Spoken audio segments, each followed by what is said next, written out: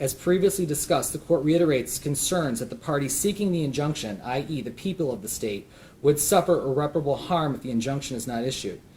But to highlight, regardless of anyone's closely held personal, medical, or religious beliefs, we trust our medical professionals to first do no harm.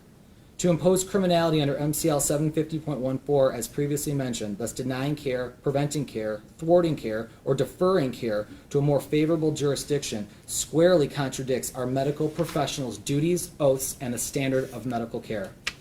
The very real danger of death, serious injury, infertility, abuse, forced pregnancy, poverty, etc., all testified at the evidentiary hearing, all stem from imposition of the statute at bar against the medical community to their patients. The harm to the body of women and people capable of pregnancy in not issuing the injunction could not be more real, clear, present, and dangerous to the court. The plaintiff has met its burden in demonstrating the second prong is also met. Next, the court considers whether the risk to the party seeking the injunction would be harmed more by the absence of the injunction than the opposing party would be by granting the relief. As the court has already discussed the harm to the state and its citizenry at length in the previous discussions, the court will focus now on the harm to defendants by granting the relief. From the court's perspective, there is precisely zero harm to the defendants by granting a preliminary injunction. Zero. Defendants suffer precisely no harm from the court preventing them from enforcement of a statute that, save for a handful of hours on August the 1st, 2022, they were otherwise unable to prosecute since 1973, should an injunction issue today. The option to investigate and prosecute alleged criminality under the guise of MCL 750.14 was never a viable option until recent developments, and waiting until the conclusion of this case to do so is, simply put, the ultimate example of maintaining the status quo, and precisely why courts are expressly vested with the ability to, with caution and careful consideration, to grant extraordinary preliminary injunctive relief. At maximum, trial on the merits of this case by court rule will occur within 6 months. To argue defendants suffer any harm given these facts is simply contrary to sound reason and logic.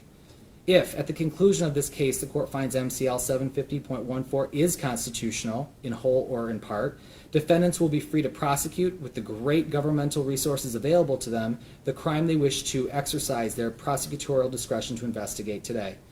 And if MCL 750.14 is ultimately upheld, in whole or in part, at the conclusion of this case, defendants have a 6-year statute of limitations for which they can retroactively investigate, in their prosecutorial discretion, violations of the statute.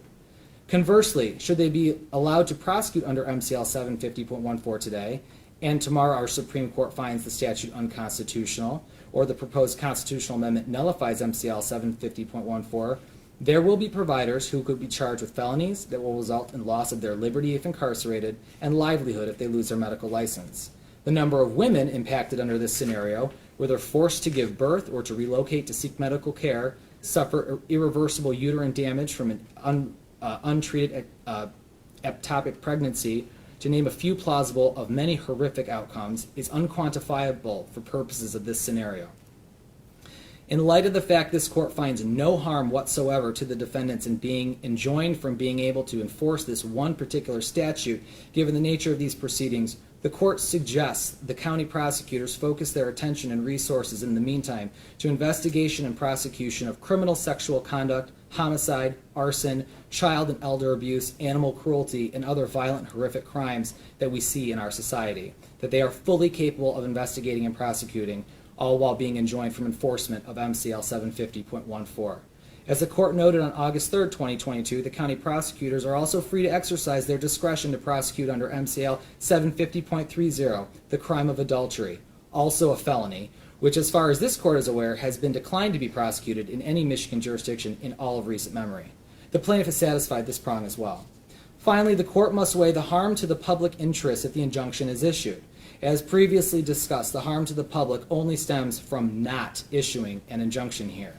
Though the court appreciates both sides of this debate are passionate in their convictions, by not issuing an injunction today, the court would send the healthcare system into crisis, the extreme cost of which would then be put on the women of our great state and not lost on the court without any repercussion for the men who, without a doubt, are a necessary component to create a pregnancy. As a final note which weighs in favor of granting a preliminary injunction, the court must acknowledge that on August 31st, our State Board of Canvassers will meet and inform us whether a constitutional amendment will be on the ballot, which could render this case moot. Though challenges to the proposed amendment are being brought, it appears a substantial, historical number of signatures have been submitted in favor of having the matter, that being reproductive autonomy, placed on the November general election ballot. The ultimate expression of political power in this country comes not from the branches of our government and those that serve as public officials in them, but from the people, the citizens who vote and participate in our fair and free electoral process. In just 81 days, on November 8, 2022, it is likely the citizens will decide this matter one way or another. Not lost on the court during the hearing on August 3, 2022, was defendants in opposition in this case argument that this court must follow stare decisis, that is, follow precedent as it is. Though it appears the instant matter comes to this court due to a departure from stare decisis, this court acknowledges it is bound by precedent. In that vein, Dobbs defers the matter of abortion rights to the states, and this court finds it is overwhelmingly in the public's interest to let the people of the great state of Michigan decide this matter at the ballot box, assuming the constitutional amendment initiative is on the ballot on November 8th. Therefore, and for all these reasons, the court grants a preliminary injunction in this case, MCR 3.310A. In light of the likelihood of the matter being decided in the upcoming election, the court sets a pretrial conference required by court rule for November 21st, 2022 at 9:30 a.m.